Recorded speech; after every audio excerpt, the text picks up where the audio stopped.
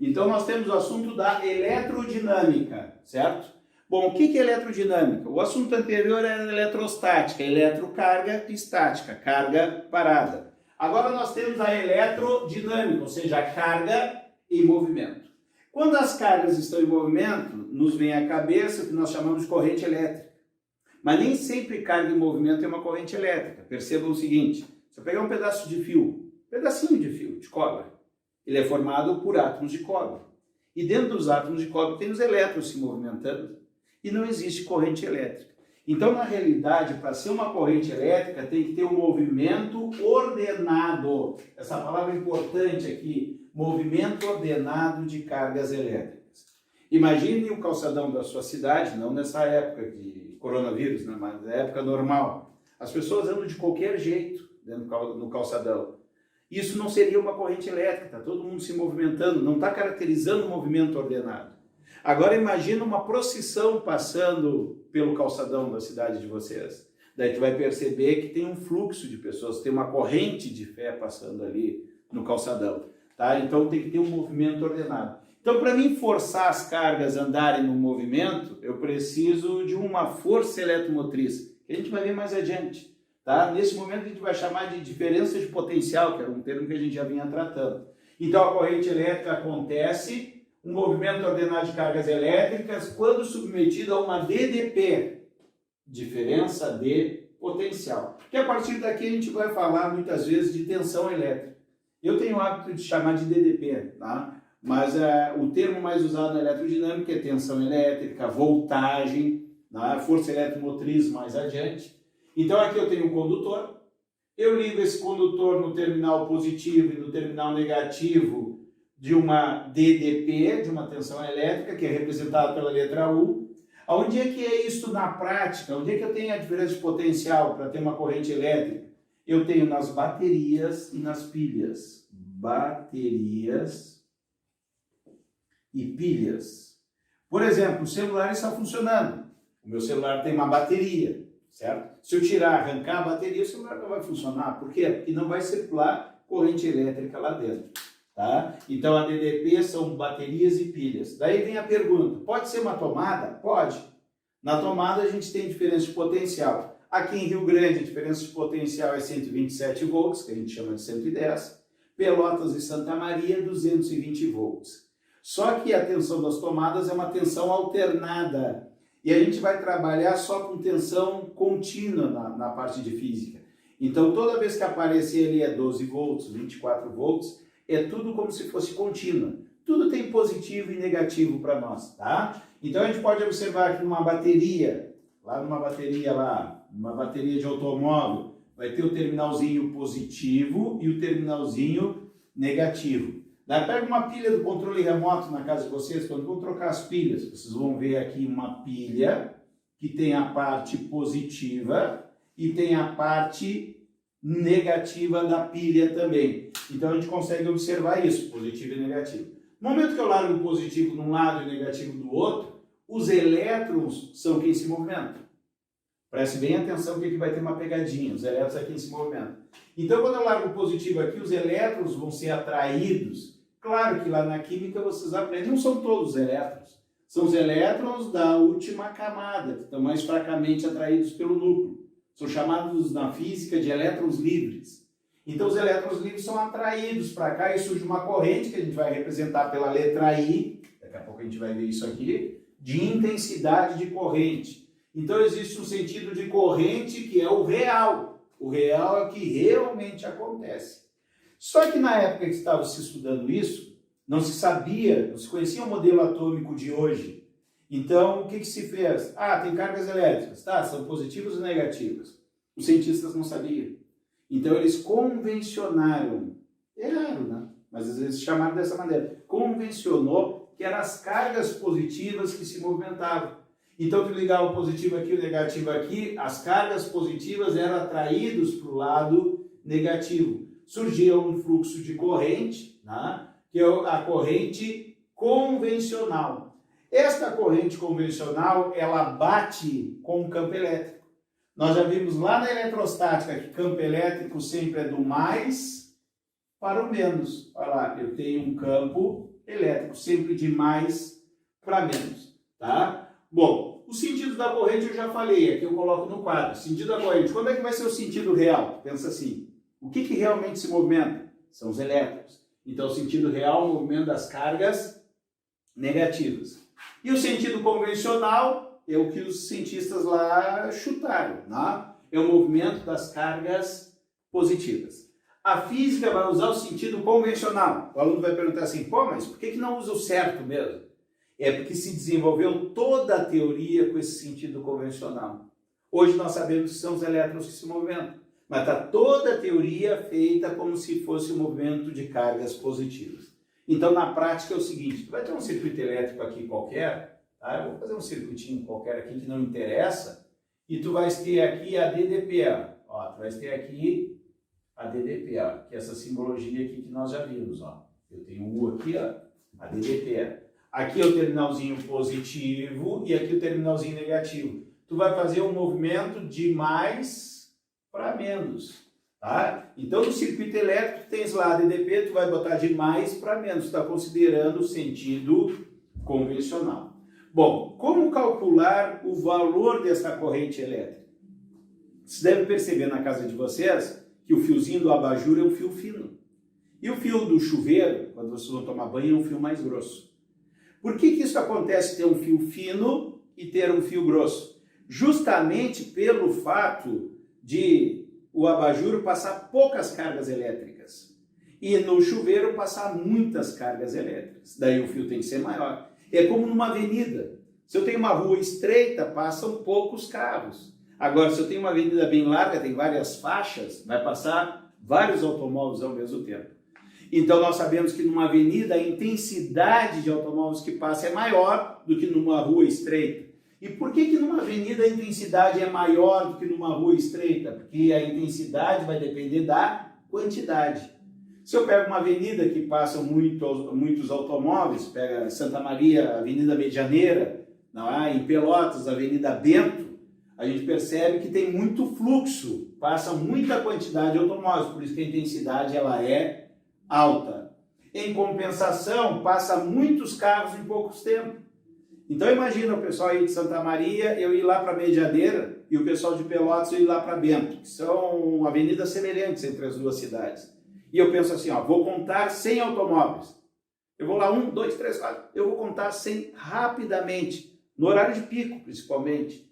Então isso prova que passa muita quantidade de carro em pouco tempo. Já pegando ruas com pouco movimento, eu vou contar os 100 automóveis, mas vou levar um tempo maior. Se o tempo é maior, a minha intensidade é menor. Por isso que intensidade e tempo é inversamente proporcional. Então a fórmula da corrente elétrica, quando a corrente é constante, vai ser carga por tempo. Esse tempo vai passar multiplicando aqui, tá? A fórmula é essa aqui, ó, carga por tempo. Tá? Tanto é que a unidade é tirada daqui. Mas eu uso ela de outro jeito aqui.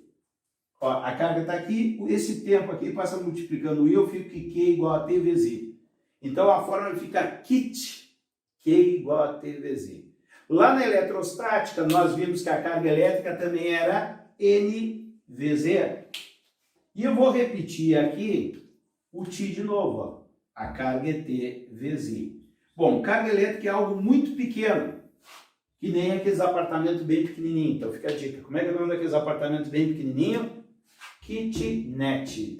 Então nós temos o kit para a eletrodinâmica e o Q igual a N vezes E lá para a eletrostática. Então isso aqui é só para guardar, tá? A fórmula oficial é essa, I é igual a Q sobre T. A unidade que eu tenho é coulomb por segundo. Pessoal, coulomb por segundo. A carga é coulomb e o tempo é segundo. Coulomb por segundo leva o nome do ampere. É isso mesmo, ampere, é francês. Só que nós brasileiros usamos tanto, né, e pegamos intimidade, chamamos eles de ampere. Tá? É 20 amperes. Ah, eu quero um disjuntor de 20 amperes. Botamos até no plural o nome do cara. Tá? 30 amperes. Ah, um fusível de 5 amperes. Tá? Então, acabou ficando o ampere. Ampere ou amperes. Tá? Então, a unidade de corrente elétrica é o ampere. Tem uma musiquinha de fundo, não sei se vocês estão escutando, tá? Mas isso faz parte. Um som ambiente. Agora, se a corrente ela é variável, olha só, ela está variando, o que acontece aqui? A corrente elétrica saiu de 2 amperes e foi para 10. Eu não posso usar essa fórmula, porque essa fórmula é para corrente constante. Como é que eu vou fazer se eu não posso usar o kit? Olha só, se eu não posso usar o kit. Isso aqui é apenas para corrente constante. Então eu vou fazer o seguinte, ó, o tempo está no eixo X e a corrente está no eixo Y. Isso aqui é um macetezinho. Toda vez que der a multiplicação dos eixos, isso aqui é a área do gráfico. Então, na realidade, eu vou fazer a área debaixo do gráfico. Olha só, carga elétrica é igual à área debaixo do gráfico. Bom, isso aqui é o que interessa, tá? Quando fizer a área debaixo do gráfico, pode dar um triângulo, pode dar um retângulo, pode dar um trapézio. Nesse caso, deu um trapézio. Daí tu tem que saber as áreas das figuras planas, as mais comuns lá da geometria plana. Nesse caso aqui, a área vai ser o quê? Esse trapézio aqui, não é que está deitado, aqui é a base maior, aqui é a base menor, aqui é a altura dele. Tá? A gente sabe que a fórmula do trapézio é base maior, não é? Base maior, que é 10, mais base menor, que é 2, vezes a altura, que é 4, dividido por 2. Pessoal, isso aqui é a área do trapézio, da figura plana trapézio. 10 mais 2 dá 12. 12 dividido por 2 dá 6. 6 vezes 4, 12, 24. 24 coulombs. Eu determino a carga desta maneira. Lembra quando eu falei que a gente ia trabalhar com baterias e pilhas, que tem positivo e negativo? E não ia trabalhar com tomadas? Tomada não tem positivo e negativo e tem 220 volts. Tá? Uma bateria tem positivo e negativo, tem 12 volts. Tem dois tipos de corrente. Tem a corrente contínua e a corrente alternada. O que seria a corrente contínua, que nós chamamos de CC? É quando a corrente flui em um único sentido. Pelo fato da bateria ter positivo e negativo, ela força as cargas a andarem sempre no mesmo sentido. Vamos usar o sentido convencional, que empurra as cargas positivas para as negativas. Então a corrente vai circulando sempre no mesmo sentido. Então se eu tenho positivo e negativo na fonte, na bateria ou na pilha, a corrente está sempre no mesmo sentido.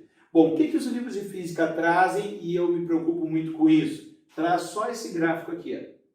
Essa corrente é contínua? É, porque está no único sentido, está no único sentido. Então ela só tem valores positivos. Positivo é quando vai em um sentido e negativo quando vai no outro. Só que ela é contínua e constante. Observe que ela tem sempre o mesmo valor. Sempre o mesmo valor. Vamos pegar o caso assim num relógio. Aquele relógio que você tem na cozinha, que tem o desenho de uma banana, de uma melancia. O que acontece naquele relógio? Põe uma pilha e dura meses a pilha. A corrente elétrica que está circulando é sempre a mesma. Por quê? Porque o esforço das engrenagens é sempre o mesmo. Tá? Então tu vai ter aqui ó, 5 mA, vai ter contínua até acabar a bateria. Até acabar a pilha, no caso. Tá? Ela é contínua e constante. Mas uma bateria de automóvel, por exemplo, ela é contínua, tem positivo e negativo. Só que o valor da corrente que circula da bateria do automóvel não é sempre a mesma. Por exemplo, eu estou lá e anoitece, eu ligo os faróis, aumenta a corrente, certo? Começou a chover, limpei o limpador de para-brisa, aumentou a corrente. Parou a chuva, diminuiu a corrente porque eu desliguei o limpador de para-brisa. Desliguei os faróis, diminuiu. Desliguei o carro, vou ligar o carro, o arranque é uma baita corrente, tanto é que dá uma baita queda de tensão no automóvel, muitas vezes até a luz dá uma baixada assim, quando tu vira a chave do arranque, por isso que a chave do arranque é com retorno, dá-lhe um pico e volta, certo? Então nós temos aqui ó, que a corrente pode ser contínua no único sentido, ó, só o lado positivo, e ela é variável, ó, ela é variável. Já a corrente alternada, ela anda num sentido e no outro. Daí não tem sentido botar positivo e negativo, porque é muito rápido. Então, numa tomada na casa de vocês não tem positivo e negativo.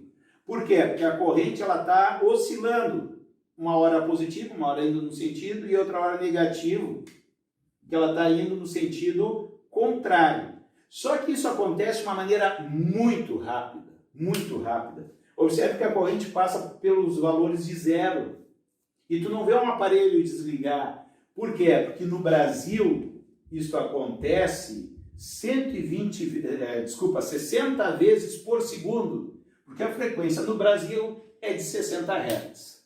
Já em outros países, ou seja, em um segundo eu tenho 60 ondas dessa. Tá? Em outros países, como Uruguai, Paraguai, Argentina, a frequência é de 50 Hz. Então o pessoal de Pelotas que vai a Rio Branco, que vai no Chuí comprar eletrônicos, tá? Equipamentos elétricos, eletrônicos não tem grande problema, tá? E o pessoal de Santa Maria que vai a Livramento, na fronteira, comprar algum equipamento, se tiver motor, como é o caso de um frigobar, como é o caso de qualquer coisa que tenha um motor elétrico, liquidificador, batedeira, tem que olhar na placa a frequência, se é 50 Hz, essa frequência entra no cálculo do motor e daí ela vai girar de maneira diferente. Tu não vai ter a mesma eficácia do que o equipamento comprado no Brasil, que é feito para 60 Hz.